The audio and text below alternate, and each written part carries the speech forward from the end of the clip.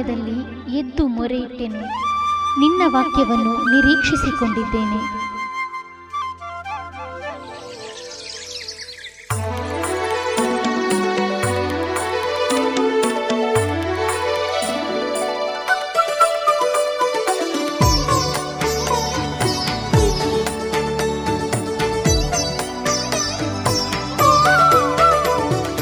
ಪ್ರಿಯ ವೀಕ್ಷಕರೇ, ಮುಂಜಾನೆ ಮತ್ತು ಕಾರ್ಯಕ್ರಮಕ್ಕೆ ತಮಗೆಲ್ಲರಿಗೂ ಬಿಗ್ ಜೆ ಮೀಡಿಯಾ ಪರವಾಗಿ ಯೇಸು ಕ್ರಿಸ್ತನ ನಾಮದಲ್ಲಿ ಸ್ವಾಗತವನ್ನು ಕೋರುತ್ತೇನೆ.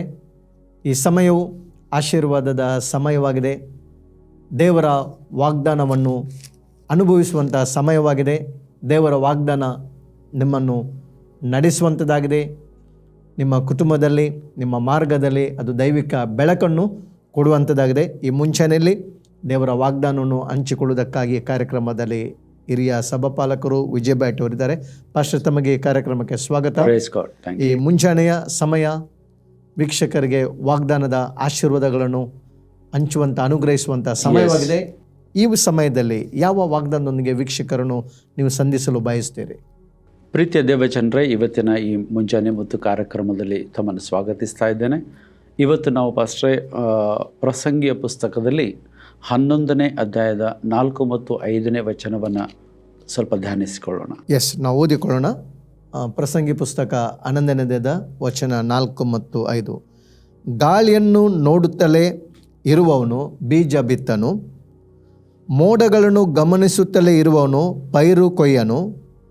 ಗಾಳಿಯ ಗತಿಯನ್ನು, ಗರ್ಭಿಣಿಯ ಗರ್ಭದೊಳಗೆ ಎಳುಬು ಬೆಳೆಯುವ ರೀತಿಯನ್ನು ನೀನು ಹೇಗೆ ತಿಳಿಯುವುದಿಲ್ಲವೋ ಹಾಗೆ ಸರ್ವಕರ್ತನಾದ ದೇವರ ಕಾರ್ಯಗಳನ್ನು ಅರಿಯೆ.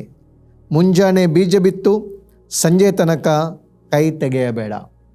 ಆಮೇನ್, ಆಮೇನ್. ಫಸ್ಟ್ ಇದೊಂದು ಬಹಳ ಇಂಪಾರ್ಟೆಂಟ್ ಆದಂಥ ಒಂದು ಆಲೋಚನೆ ಇದು. ಇವತ್ತು ನಾವೆಲ್ಲ ವಿಶ್ವಾಸಿಗಳಾದವರು ಇದನ್ನು ಅರ್ಥೈಸ್ಕೊಳ್ಬೇಕು. ಏಕೆ ನಾವು ಭಕ್ತಿ ಮಾರ್ಗದಲ್ಲಿರುವಾಗ ಕೆಲವೊಮ್ಮೆ ಎಲ್ಲ ದೇವರು ಮಾಡಲಿ ಅಂತ ಕೂತ್ಕೊಳ್ತೇವೆ. ಅವರು ಮಾಡ್ತಾ ಇರ್ತಾರೆ, ಅದು ನಾವು ನೋಡೋದಿಲ್ಲ. ಉದಾಹರಣೆಗೆ ಇಲ್ಲಿ ಹೇಳ್ತಿದ್ದಾರೆ ಅವರು, ಗಾಳಿಯನ್ನು ನೋಡುತ್ತಲೇ ಇರುವವನು ಬೀಜ ಬಿತ್ತನು. ಅಂದರೆ ಗಾಳಿ ಬರ್ತದೆ ಬರ್ತದೆ ಬರ್ತದೆ ನೋಡ್ತಾ ಕೂತ್ಕೊಂಡು ಮತ್ತೆ ಗಾಳಿ ಬಂದ ಮೇಲೆ ಬಿತ್ತುತ್ತೇನೆ ಅಂತ ಕುಳಿತರೆ ಗಾಳಿ ಬಂದೋದ್ರೂ ಗೊತ್ತಾಗೋದಿಲ್ಲ. ಎರಡನೇದಾಗಿ, ಮೋಡಗಳನ್ನು ಗಮನಿಸುತ್ತಲೇ ಇರುವವನು ಪೈರು ಕೊಯ್ಯನು. ಮೋಡ ಬಂದ ಮೇಲೆ ನಾನು ಕೊಯ್ತೇನೆ ಅಂದರೆ ಆಗೋದಿಲ್ಲ. ನಾವು ನಂಬಿಕೆಯಿಂದ ಅಲ್ಲಿ ಈಗ ಈ ಬಿತ್ತುವವನ ವಿಷಯ ತೆಗೆದುಕೊಳ್ಳೋಣ. ಅಲ್ಲಿ ಬಿತ್ತುವವನ ವಿಷಯ ಮಾತಾಡ್ತಾ ಇದೆ, ಕೊಯ್ಯುವವನ ವಿಷಯ ಮಾತಾಡ್ತಾ ಇದೆ. ಬಿತ್ತುವವನು ಕೊಯ್ಯುವವನು ಅವನು ಆ ಸೀಸನ್ ಅರ್ಥ ಮಾಡ್ಕೊಂಡು ಅಲ್ಲಿಂದ ಕೆಲಸ ಶುರು ಮಾಡಿಬಿಡ್ತಾನೆ. ಹೌದು, ನಿಜ. ಗಾಳಿ ಮಳೆ ಬರಲಿ ಮೋಡ ಬರಲಿ ಅಂತ ಕಾಯ್ದ್ರೆ ಅವನ ಲೆಕ್ಕಾಚಾರಲ್ಲಿ ಅವನಿಗೆ ಅರ್ಥ ಆಗ್ತದೆ. ಯಾಕೆಂದರೆ ಆ ಒಂದು ಸೀಸನ್ನಲ್ಲಿರುವಂಥ ಇದನ್ನು ಆ ಸನ್ನಿವೇಶ ನೋಡುವಾಗಲೇ ಏನು ನೆಕ್ಸ್ಟ್ ಆಗ್ತದೆ ಅನ್ನುವಂಥದ್ದೊಂದು ಆಲೋಚನೆ ಅವನಿಗೆ ಇರ್ತದೆ. ಹಾಗೆಯೇ 5ನೇ ವಚನ ಹೇಳ್ತಾನೆ, ಗಾಳಿಯ ಗತಿಯನ್ನು, ಗರ್ಭಿಣಿಯ ಗರ್ಭದೊಳಗೆ ಎಲು ಬೆಳೆಯುವ ರೀತಿಯನ್ನು ನೀನು ಹೇಗೆ ತಿಳಿಯುವುದಿಲ್ಲವೋ. ಈಗ ನೋಡಿ, ಒಂದು ಗರ್ಭಿಣಿಯ ಗರ್ಭದೊಳಗೆ ಮಗು ಬೆಳೀತದೆ, ಅದು ಬೋನ್ ಹೇಗೆ ಬೆಳೀತದೆ ನಮಗೆ ಗೊತ್ತಾಗೋದಿಲ್ಲ. ಅದು ಒಳಗಿನಿಂದ ಗ್ರೋತ್ ಹೇಗಾಗ್ತದೆ ನಮಗೆ ಗೊತ್ತಾಗೋದಿಲ್ಲ, ಅದು ನಾವು ನೋಡೋದು ಇಲ್ಲ. ಆದರೆ ನಮಗೆ ಒಂದು ಗೊತ್ತಿದೆ, ಮಗು ಒಳಗೆ ಬೆಳೀತಾ ಇದೆ, ಇಷ್ಟು ಸಮಯದ ನಂತರ ಡೆಲಿವರಿ ಆಗ್ತದೆ. ಆ ಟೈಮಲ್ಲಿ ಡೆಲಿವರಿ ಆಗೇ ಆಗ್ತದೆ. ಎಸ್. ಹಾಗೆಯೇ ಸರ್ವಕರ್ತನಾದ ದೇವರ ಕಾರ್ಯವನ್ನು ಅರಿಯೇ. ಅಂದ್ರೇನು? ದೇವರು ಹಿಂದಿನಿಂದ ಮಾಡ್ತಾ ಇರೋದು ನಿನ್ನ ಕಣ್ಣಿಗೆ ಕಾಣೋದಿಲ್ಲ. ನಮಗನ್ನಿಸ್ಬೋದು ದೇವರು ಸೈಲೆಂಟ್ ಇದ್ದಾರೆ, ದೇವರು ಉತ್ತರ ಕೊಡ್ತಾ ಇಲ್ಲ, ದೇವರು ಮಾತಾಡ್ತಾ ಇಲ್ಲ, ಯಾವ ಸೂಚನೆ ತೋರಿಸ್ತಾ ಇಲ್ಲ. ಏನು ಸೂಚನೆ ತೋರಿಸ್ಬೇಕು? ಅವ್ರು ಹಿಂದಿನಿಂದ ಕೆಲಸ ಮಾಡ್ತಿರ್ತಾರೆ. ಮೋಸ್ಟ್ ಆಫ್ ದ ಟೈಮ್ ನಾವು ಪ್ರಾರ್ಥನೆ ಮಾಡ್ತಿರ್ತೇವೆ, ನಾವು ಕೆಲವೊಂದು ನಂಬಿಕೆ ಹೆಜ್ಜೆ ಇಡ್ತಿರ್ತೇವೆ. ಆ ಸಂದರ್ಭದಲ್ಲಿ ಒಂದು ವೇಳೆ ನಮಗೇನು ಅಲ್ಲಿಂದ ಉತ್ತರ ಬರ್ತಾ ಇಲ್ಲ ಅಂದರೆ ಒಂದು ತಿಳ್ಕೊಳ್ಬೇಕು, ಅದರ ಹಿಂದಿನಿಂದ ದೇವರು ಕೆಲಸ ಮಾಡ್ತಾ ಇದ್ದಾರೆ, ಅದಕ್ಕೆ ಅವ್ರು ಮಾತಾಡ್ತಾ ಇಲ್ಲ. ಸೊ ಇಲ್ಲಿ ಆ ವಿಷಯವನ್ನು ಹೇಳ್ತಿದ್ದಾನೆ ಅವನು. ಏನು ಹೇಳ್ತಿದ್ದಾನೆ? ಗಾಳಿಯ ಗತಿಯನ್ನು. ಈಗ ನೋಡಿ, ಗಾಳಿ ಯಾವ ಸ್ಪೀಡ್ ಬರ್ತದೆ, ಇತ್ತೀಚೆಗೆಲ್ಲ ಸೈನ್ಸು ಅದನ್ನು ಹೇಗೆ ಅಂತ ಕಂಡು ಹಿಡಿದಿದೆ. ಆದರೂ ಅದು ಎಕ್ಯುರೇಟ್ ಅಲ್ಲ. ಗಾಳಿ ಅನ್ನೋದರ ಹಿಂದಿರುವಂಥ ಗತಿ, ಅದರ ಇರುವಂಥ ಅದರ ನ್ಯಾಚುರಲಿಟಿ ಏನಿದೆ ಅದು ದೇವರೊಬ್ಬನಿಗೆ ಅದು ಅರ್ಥ ಆಗೋದು. ಸೈನ್ಸನ್ನು ನಾವು ಎಷ್ಟೇ ಕಂಡುಹಿಡಿದ್ರೂ ನಮ್ಮ ಯಾವಾಗಲೂ ಅದರ ಗೆಸ್ಗಳು ಕರೆಕ್ಟ್ ಆಗೋದಿಲ್ಲ. ಎಲ್ಲೋ ಒಂದು ಕಡೆ ಆಗ್ಬೋದು, ಎಲ್ಲೊಮ್ಮೆ ಆಗಲಿಕ್ಕಿಲ್ಲ. ಸೆಕೆಂಡ್ಲಿ ಅಲ್ಲಿ ಹೇಳ್ತಾನೆ, ಗರ್ಭಿಣಿಯ ಗರ್ಭದೊಳಗೆ ಎಲುಬು ಬೆಳೆಯುವ ರೀತಿ ನೀನು ಹೇಗೆ ತಿಳಿಯುವುದಿಲ್ಲವೋ, ನನಗೆ ತಿಳಿಯುವುದಿಲ್ಲದು, ಅದನ್ನ ಹೇಗೆ ತಿಳಿಯುವುದಿಲ್ಲವೋ ಹಾಗೆ ಸರ್ವಕರ್ತನಾದ ದೇವರ ಕಾರ್ಯವನ್ನು ನೀನು ಅರಿಯೆ. ಮುಂಜಾನೆವಿತ್ತು ಸಂಜೆ ತನಕ ಕೈ ತೆಗಿಬೇಡ. ಅಂದ್ರೇನು? ನೀನು ಅದನ್ನು ನೋಡ್ತಾ ಇಲ್ಲಿ ಕೂತ್ಕೊಂಡು ಕಾಯಬೇಡ. ನೀನು ಯಾವುದನ್ನು ನಂಬಿದೆಯಲ್ಲ ಆ ಕೆಲಸ ಮಾಡಲಿಕ್ಕೆ ಶುರು ಮಾಡು. ಎಸ್, ನೀನು ಏನೋ ನಂಬುತ್ತೀಯೋ ಅದರ ಮುಂದೆ ಹೆಜ್ಜೆ ಇಡು. ನಂಬಿದ ನಂತರ ಕೂತ್ಕೊಳ್ಳಿಕ್ಕಿಲ್ಲ, ನಂಬಿದ ಮೇಲೆ ಮುಂದೆ ಹೋಗಬೇಕು. ನಿಮಗೆ ನೆನಪುಂಟೋ ಇಲ್ಲ ಗೊತ್ತಿಲ್ಲ, ನನಗೆ ಲಾಂಗ್ ಬ್ಯಾಕ್ ಹೆಚ್ಚು ಕಡಿಮೆ 96, 97ನಲ್ಲಿರಬೇಕು. ನನಗೆ ಹೊಕ್ಕಳು ನೋವಾಗಿ ನಾನು ಮನೆಯಲ್ಲಿ ತುಂಬ ಸಮಯ ಹಾಸಿಗೆಯಲ್ಲಿ ರೆಸ್ಟ್ ಮಾಡ್ತಾಯಿದ್ದೆ.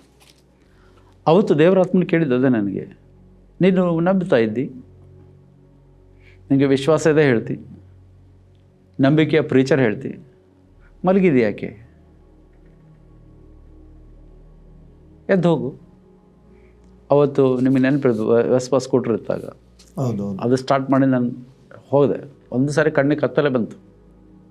ಒಂದು ಅರ್ಧ ಕಿಲೋಮೀಟರ್ಸ್ ಹೋಗುವಾಗ ಕಂಪ್ಲೀಟ್ಲಿ ನಾನು ನಾರ್ಮಲ್ ಅದೇ, ಹೊಕ್ಕೊಳ್ಳೋ ನೋವಿಲ್ಲ, ಇವತ್ತಿನವರೆಗೂ ಇಲ್ಲ. ಆ್ಯಕ್ಚುಲಿ ಡಾಕ್ಟ್ರ್ ಹೇಳಿದಾಗ ಸರ್ಜರಿ ಆಗಬೇಕು ಹೇಳಿ.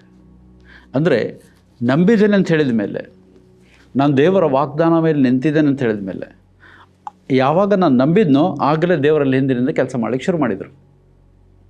ಅವರು ಕೆಲಸ ಮಾಡಲಿಕ್ಕೆ ಶುರು ಮಾಡಿದ್ದು ನಮಗೆ ಅರ್ಥ ಆಗಲಿ ಆಗದೇ ಇರಲಿ, ನಾನು ನಂಬಿದ ಮೇಲೆ ಅವ್ರು ಕೆಲಸ ಮಾಡ್ತಾರೆ, ನಾನು ಮುಂದೆ ಹೋಗಬೇಕು. ಗರ್ಭಿಣಿ ಅಂತ ಕನ್ಫರ್ಮ್ ಆದಮೇಲೆ ಮಗು ಬೆಳೀತದೆ. ಅದು ಬೆಳೀತಾ ಇದೆಯೋ ಇಲ್ಲವೋ ಆಗ್ತದೆ ಇಲ್ಲೋ ನೋಡ್ತಾ ಕೂತ್ಕೊಳ್ಬೇಕಾಗಿಲ್ಲ. ಹಾಗೆಯೇ ದೇವರ ಕಾರ್ಯ ನಾವು ನಂಬಿದ ನಂತರ, ಈ ವಾಕ್ಯಗಳನ್ನು ನಂಬಿ ನಾವು ಯಾವಾಗ ಪ್ರಾರ್ಥನೆ ಮಾಡ್ತೇವೋ ನೆನಪಿಟ್ಟುಕೊಳ್ಳಿ, ಅದು ಗರ್ಭಧರಿಸ್ತದೆ, ಫಲ ಕೊಡ್ತದೆ. ಇದು ಸಾಕಷ್ಟು ಸಾರಿ, ಎಷ್ಟು 2 ಶತಮಾನಗಳಿಗಿಂತ ಹೆಚ್ಚು, ಶತಮಾನ ಅಲ್ಲ ಸಹಸ್ರಮಾನಗಳಿಗಿಂತ ಹೆಚ್ಚು ಸತ್ಯವೇದನಾಗಿದ್ದಿದೆ, ಪರೀಕ್ಷೆಯಲ್ಲಿ ಹಾಕಲ್ಪಟ್ಟಿದೆ, ಪುಟಕ್ಕೆ ಹಾಕಲ್ಪಟ್ಟಿದೆ, ಅಗೇನ್ ಅಡಗೇನ್ ವಾಕ್ಯ ಟೆಸ್ಟ್ ಮಾಡಿದ್ದಿದೆ, ಬಳಸಿದ್ದಿದೆ, ನಂಬಿದ್ದಿದೆ, ಅದು ಕಾರ್ಯ ಮಾಡಿದ್ದಿದೆ, ಚೇಂಜ್ ಆಗೋದಿಲ್ಲ. ಸೊ ಬಸ್ ಇಲ್ಲಿ ನಾನು ಹೇಳ್ತಿರೋ ಪಾಯಿಂಟ್ ಏನಂದರೆ, ನಂಬಿದ ಮೇಲೆ ನಂಬಿದನೇ ಅಂತ ಕೂತ್ಕೊಳ್ಳೋದಲ್ಲ, ಆ ನಂಬಿದ್ದರ ಮೇಲೆ ಮುಂದೆ ಹೋಗಬೇಕು. ನಿಂತರೆ ಅದು ಆಗೋದಿಲ್ಲ. ಈಗ ಅದನ್ನೇ ನಾವು ಒಂದು ಫೈನಲ್ ಹೇಳ್ತೀನಿ, ಆಮೇಲೆ ನೀವು ಕೆಲವು ಆಲೋಚನೆ ಇದಕ್ಕೆ ಹೇಳಿ. ಇಸ್ರಾಯೇಲರು ಕೆಂಪು ಸಮುದ್ರದ ದಡಕ್ಕೆ ಬಂದಾಗ ಮೋಶೆ ಅಳ್ತಾ ದೇವ್ರ ಹತ್ರ ಪ್ರೇರಣೆ, ಏನು ಮಾಡಬೇಕೀಗ? ಅದಕ್ಕೆ ಮುಂದುವರಿರಿ, ಮೂವ್ ಆನ್ ಹೇಳ್ತಾನೆ ದೇವರು. ಮೂವ್ ಆನ್ ಎಲ್ಲಿ? ಮೂವ್ ಆನ್ ಎಲ್ಲಿ ಆಗಬೇಕು? ಸಮುದ್ರದಲ್ಲಿ. ಅಲ್ಲಿ ಬರೀ ಮುಂದುವರಿರಿ. ಅಂದ್ರೇನು? ನೀವು ನಾನು ಮಾಡ್ತೇನೆ, ನಾನು ಹಿಂದೆ ವರ್ಕ್ ಮಾಡ್ತಾ ಇದ್ದೆ, ನಿಮಗೆ ನೀವು ಮುಂದೆ ಹೋಗಿ. ಅಲ್ಲಿ ಸಮುದ್ರ 2 ಆದಮೇಲೆ ನೀವು ಮುಂದೆ ಹೋಗೋದಲ್ಲ, ನೀವು ಮುಂದೆ ಹೋಗಿ, ನಾನು ಅದು ಮಾಡ್ತೇನೆ ಅದನ್ನು. ಸೊ ಇವತ್ತು ನಮ್ಮ ಪ್ರಿಯರಿಗೆ ಈ ಆಲೋಚನೆಯಲ್ಲಿ ದೇವರಾತ್ಮ ನಿಮಗೆ ಏನು ಹೇಳ್ತಿದ್ದಾರೆ ಅದನ್ನು ಸ್ವಲ್ಪ ನೀವು ಹಂಚಿಕೊಳ್ಳಿ. ಪಾಸ್ಟರ್, ನೀವು ಇವಾಗಲೇ ಭಾಳ ಸುಂದರವಾಗಿಕೊಂಡು ನಂಬಿಕೆ ಬಗ್ಗೆ ನೀವು ಮಾತಾಡಿದ್ರಿ ಅಲ್ವಾ? ಒಬ್ಬ ರೈತನು ಅವನ ರೆಸ್ಪಾನ್ಸಿಬಿಲಿಟಿ, ಒಂದು ಜವಾಬ್ದಾರಿ ಇದೆ ಅಲ್ವಾ? ಅವನೇನು ಮಾಡ್ತಾನೆ, ಬೀಜ ಬಿತ್ತುವಾಗ ನಾಳೆ ಮಳೆ ಬರ್ತದೆ ಎಂಬುದಾಗಿ ತಿಳಿದುಕೊಂಡವನು ನಂಬಿಕೆ ಆ ಒಂದು ಸೀಸನ್ ಬರುವಾಗ ಅವನೇನು ಮಾಡ್ತಾನೆ ಅಂತ ಹೇಳಿದ್ರೆ ಅವನ ಕೆಲಸವನ್ನು ಅವನು ಮಾಡ್ತಾನೆ, ಸ್ಟಾರ್ಟ್ ಮಾಡ್ತಾನೆ. ಅದರಿಂದ ಇಲ್ಲಿ ನಮಗೆ ಸ್ಪಿರಿಚುವಲಿ ನಾವು ಏನು ಅಪ್ಲೈ ಮಾಡ್ತೇವೆ ಅಂತ ಹೇಳಿದ್ರೆ, ಇಲ್ಲಿ ನಂಬಿಕೆ ವಿಷಯಗಳು ಬರುವಾಗ ಅಲ್ಲಿ ಒಂದು ವಚನ ಇದೆಲ್ಲ, ದೇವರು ಯಾರಾಗಿದ್ದಾನೆ ಅಂತ ಹೇಳಿದ್ರೆ ಸರ್ವಕರ್ತನು. Is God almighty. ಎಲ್ಲವನ್ನು ಮಾಡ ಆತನು ಎಲ್ಲವನ್ನು ಮಾಡಲು ಶಕ್ತನಾಗಿದ್ದಾನೆ. ಇವಾಗ ಯೇಸು ಸ್ವಾಮಿ ಲಾಸ್ಟ್ ಎಪಿಸೋಡ್ನಲ್ಲಿ ಕೂಡ ಹೇಳಿದೆ, ಯೇಸು ಸ್ವಾಮಿ ಆ ದೋಣಿಯಲ್ಲಿ ಇರುವಾಗ ಬಿರುಗಾಳಿ ಬಂತು, ಸಮುದ್ರ ಅಲ್ಲೋಲ ಕಳ್ಳಾಯಿತು, ಆದರೆ ಶಿಷ್ಯರಿಗೆ ಅಪನಂಬಿಕೆ, ನಾವು ಮುಳುಗ್ತೇವೆ ಎಂಬುದಾಗಿ ಹೇಳಿದ್ರು ಅವರು. ಅಲ್ಲಿ ಮಲಗಿದ್ದಾರೆ ಅವರು. ಯೇಸು ಸ್ವಾಮಿ ದೋಣಿಯಲ್ಲಿ ಇರುವಾಗ ಹೇಗೆ ಮುಳುಗುವುದು ಹೇಗೆ ಸಾಧ್ಯ?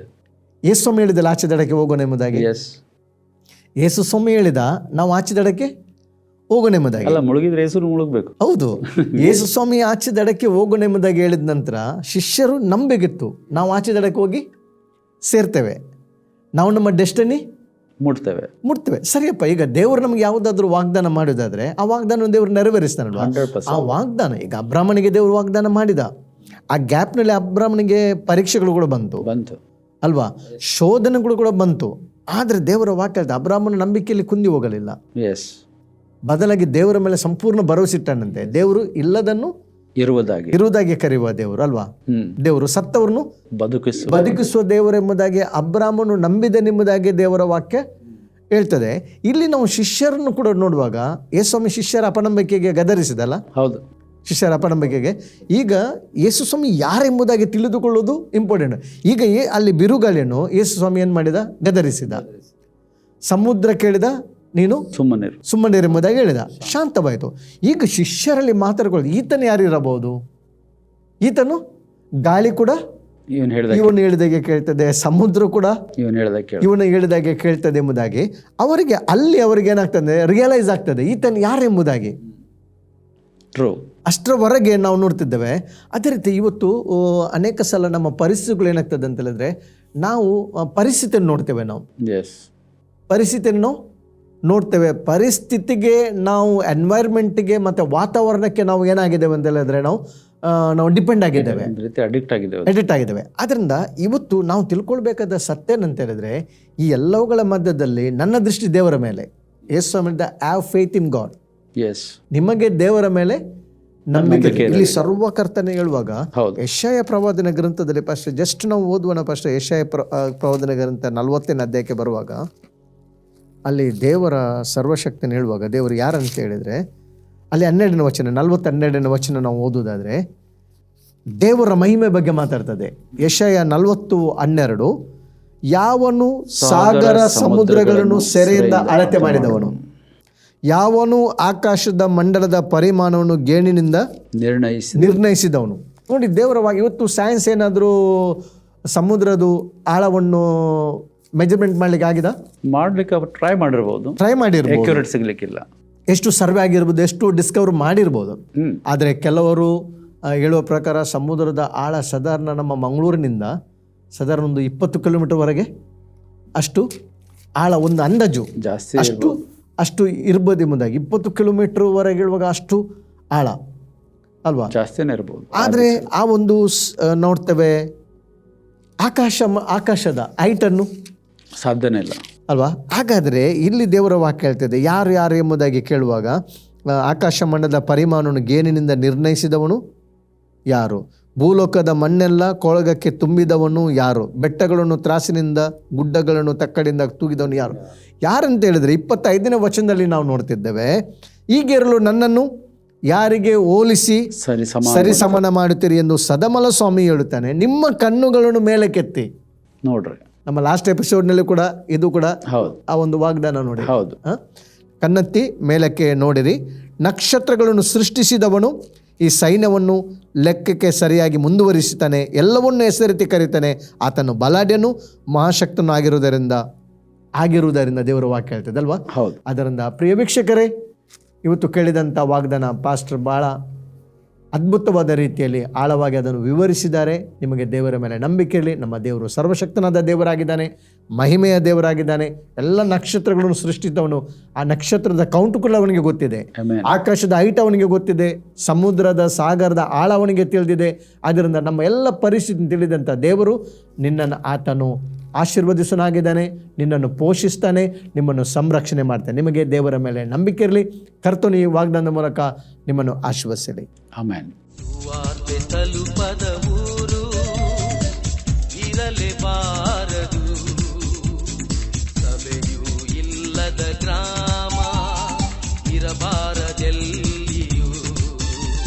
ಸುವಾರ್ತೆ ತಲುಪದ ಊರು ಇರಲೇಬಾರದು, ಸಭೆಯೂ ಇಲ್ಲದ ಗ್ರಾಮ ಇರಬಾರದೆಲ್ಲಿಯೂ. ಇದುವೇ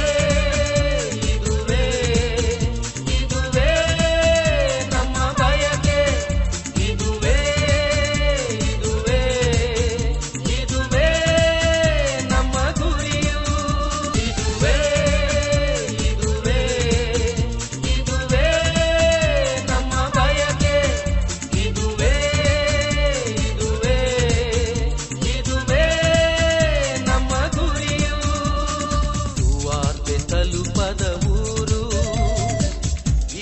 ಇರಲೇಬಾರದು. ಸಭೆಯೂ ಇಲ್ಲದ ಗ್ರಾಮ ಇರಬಾರದು.